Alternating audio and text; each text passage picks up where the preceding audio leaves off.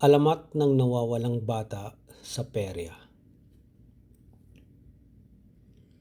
Sa bayan ng Siquijor, isang lumang alamat ang kinatatakutan ng mga taga roon.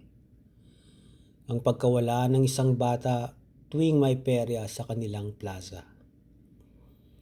Taon-taon, isang musmos ang nawawala ng walang bakas. At kahit anong paghahanap ng mga pulis at magulang, hindi na ito muling natatagpuan. Marami ang nagsasabi na ito'y gawa ng masasamang loob.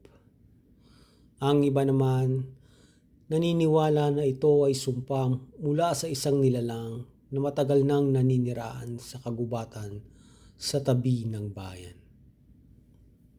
Ngunit walang may sapat na tapang upang alamin ang totoo. Hanggang sa dumating si Christian, isang baguhang mamamahayag mula sa Maynila na nais alamin ang katotohanan sa likod ng alamat. Oktubre nang dumating si Christian sa Siquijor. Eksaktong isang linggo bago ang taunang pista. Sa kanyang pagsasaliksik, nalaman niyang ang nawawalang mga bata ay pawang may edad 7 hanggang 10 taong gulang. Hindi rin nagkakalayo ang mga petsa ng kanilang pagkawala. Lahat sila ay nawala sa unang gabi ng perya. Hindi ba kayo natatakot? Tanong niya sa mga lokal sa isang maliit na karinderya sa tabi ng simbahan. Napatingin sa kanya ang isang matandang babae. Si Lola Sean, ang pinakamatandang residente sa bayan. May mga bagay na hindi dapat tinatanong iyo. Bulong nito. Ngunit determinado si Christian. Nagtungo siya sa lumang aklatan ng bayan at naghanap ng lumang pahayagan. Doon niya nadiskubre ang isang artikulo mula noong 19 at 18 tungkol sa isang misteryosong pagkawala ng isang batang lalaki. Ang kwento ay ng kanyang ina ay nakakatakot. Hinabol ko siya sa perya. Nakita ko pumasok siya sa isang pulang tolda sa dulo ng kalsada. Pero nang sundan ko siya, wala nang tolda. Wala nang kahit ano. Nanlamig si Christian. Kung totoo ito, paano nangyari na may nawawala pa rin bata taon-taon?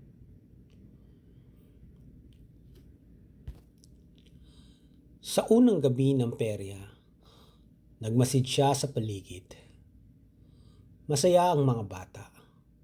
Sumasakay sa Ferris wheel, naglalaro ng baril-barilan, at bumibili ng cotton candy. Ngunit isang bagay ang pumukaw sa kanyang pansin. Isang pulang tolda sa dulo ng perya. Nakatayo sa isang madilim na bahagi ng kalsada. Sa harapan nito, isang payat at matandang lalaki ang nakaupo. May suot na itim na sombrero at may kakaibang ngiti. May nakasulat sa karatulang nakasabit sa tolda. Makikita mo ang hinahanap mo, pero may kapalit. Gamit ang kanyang cellphone, kinuna ni Christian ang litrato ng tolda. Ngunit nang kanyang tingnan ng screen, wala itong laman. Para bang hindi nakarehistro ang tolda at ang matandang lalaki sa kanyang kamera. Dahan-dahan siyang lumapit. Ginoo, ano po bang meron sa loob? Tanong niya. Ngumisi ang matanda. Bumukas ang kortina ng tolda at bumugad ang isang itim na lagusan na tila hindi pangkaraniwang anino. Napalunok si Christian. Ngunit pinasok niya ito. Dala ang kanyang determinasyon. Sa loob, bumalot sa kanyang matinding lamig. Nasa isang kakaibang lugar siya. Ang buong paligid ay pula at itim. At sa malayo, may mga aninong gumagalaw. At doon, sa gitna ng dilim, nakita niya ang mga batang nawala.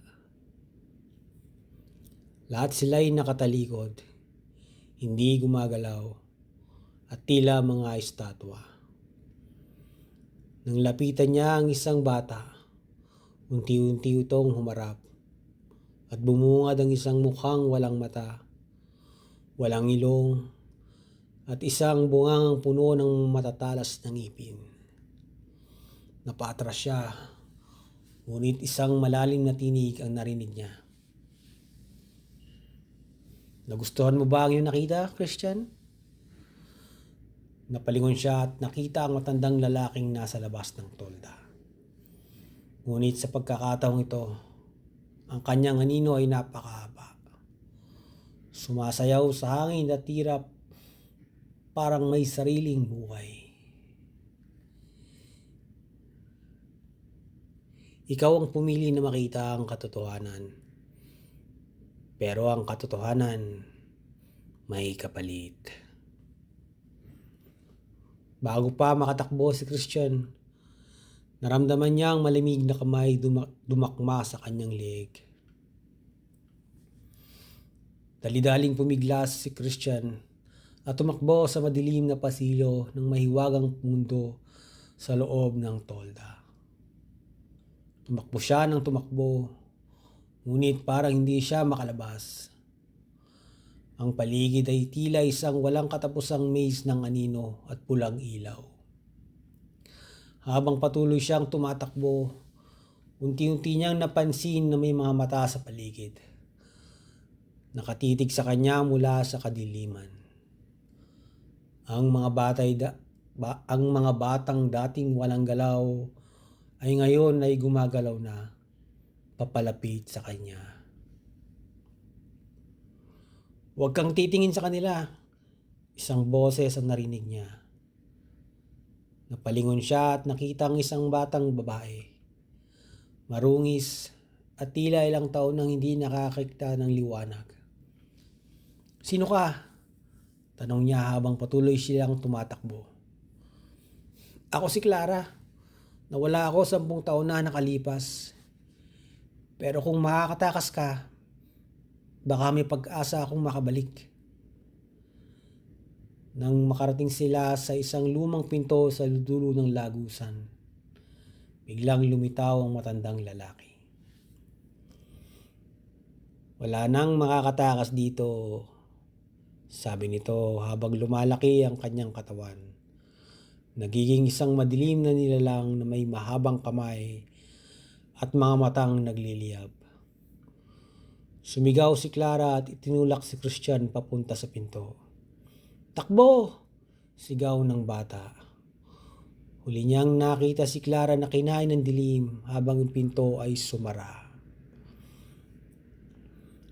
Nagising si Christian sa gitna ng perya. Pawis na pawis at hinahabol ang hininga. Wala na ang pulang tolda. Wala na rin ang matandang lalaki. Akala niya ay panaginip lang ang lahat. Ngunit nang madampian niya ang kanyang bulsa, may isang maliit na piraso ng papel.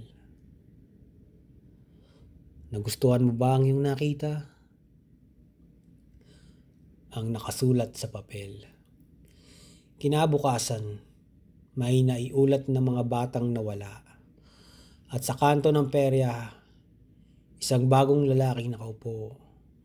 Payat, may suot na itim na sombrero at may nakakaibang ngiti. Si Christian.